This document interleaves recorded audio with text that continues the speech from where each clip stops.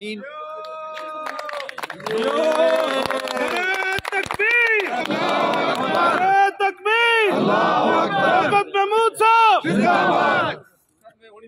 बिस्मिल्लाहिर्रहमानिर्रहीम।